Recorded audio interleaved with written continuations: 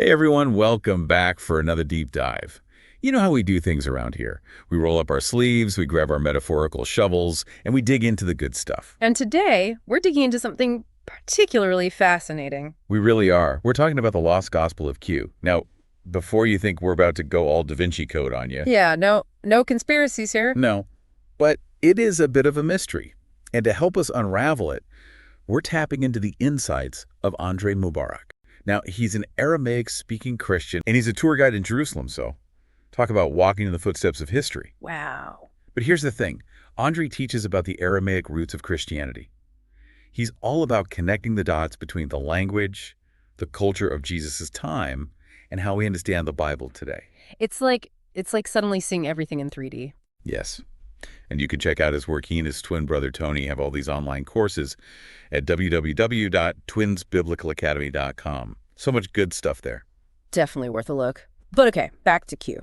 We're calling it the Lost Gospel, but it's not like a physical book, right? Right. It's more like a phantom manuscript.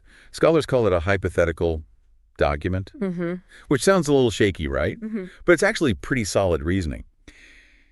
The thing is, when you look at the Gospels of Matthew and Luke, The first thing you notice is how much they overlap, right? Yes. Yes. Tons of the same stories, the same sayings of Jesus.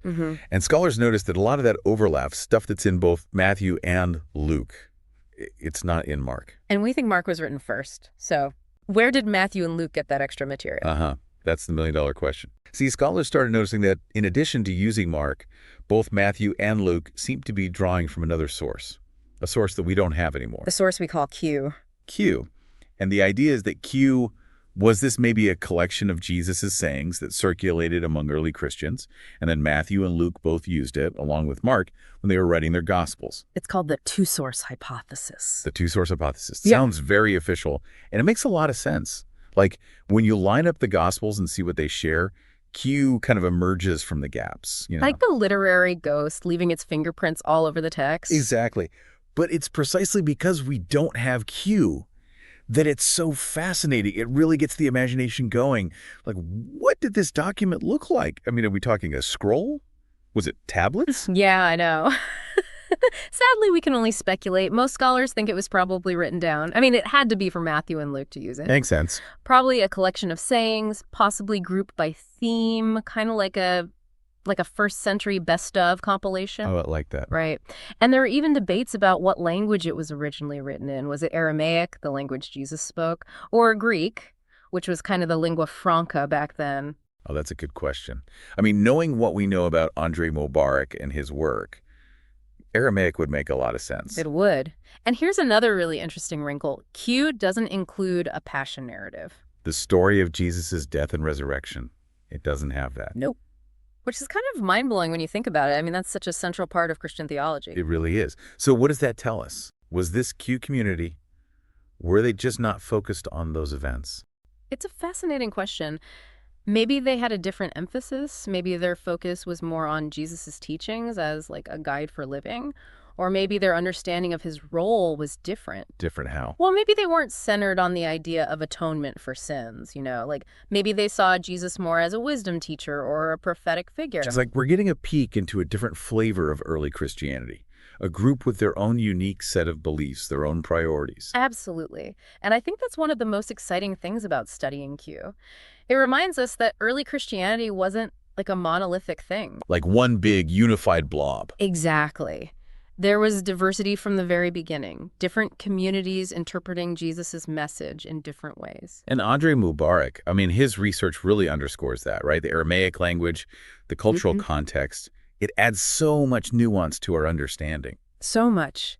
It's easy to forget that Jesus and the early Christians weren't speaking English or Greek as their first language. Yeah. They were speaking Aramaic. And Aramaic has all these layers of meaning, these subtle nuances that can get lost in translation. So by understanding the original language, we might actually discover deeper meanings in Jesus's teaching. Exactly. It's like opening up a secret compartment in a treasure chest. I love that.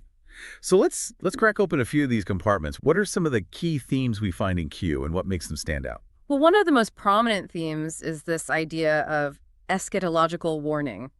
Q is filled with pronouncements about impending judgment, the urgent need for repentance. Like the end is nigh, folks. Yeah, exactly. It creates this picture of a community living with this intense sense of urgency, anticipating a radical transformation of the world. Wow.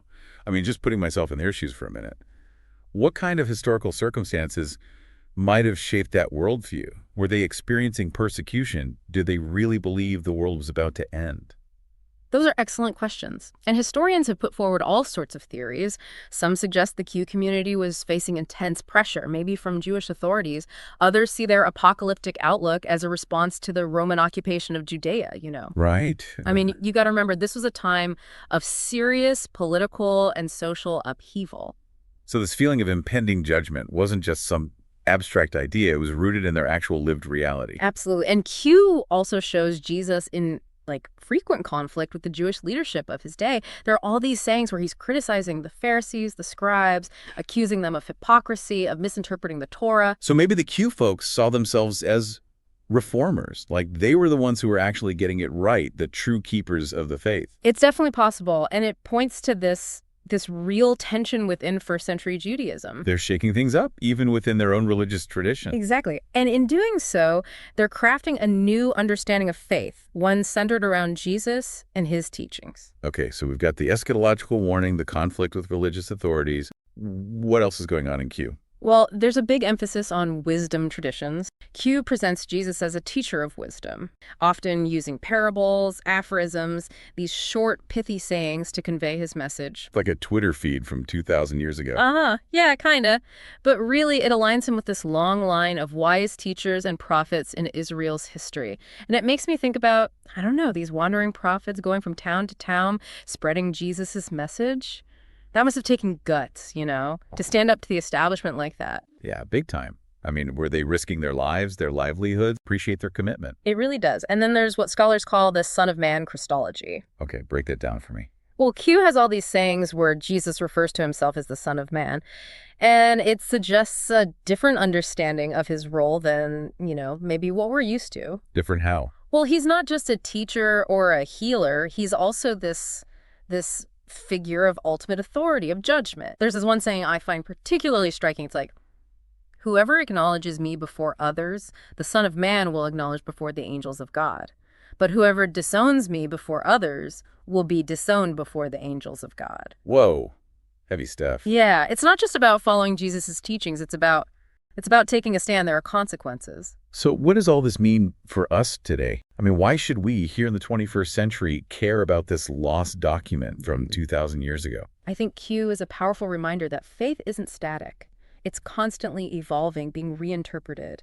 It challenges us to be open to different perspectives, because even within Christianity, there's this incredible diversity of thought. Like those different branches on a tree, Yeah. all connected to the same trunk but growing in different directions. Exactly. And when we look at the historical context of early Christianity, like what Andrei Mubarak is doing, it helps us understand, the forces that shape the faith as we know it today. And maybe even question some of our own assumptions, right? Like if Q presents this alternative understanding of Jesus's message, does that change how we approach our own faith? It really gets you thinking. And hey, speaking of getting you thinking, we've only scratched the surface of Q.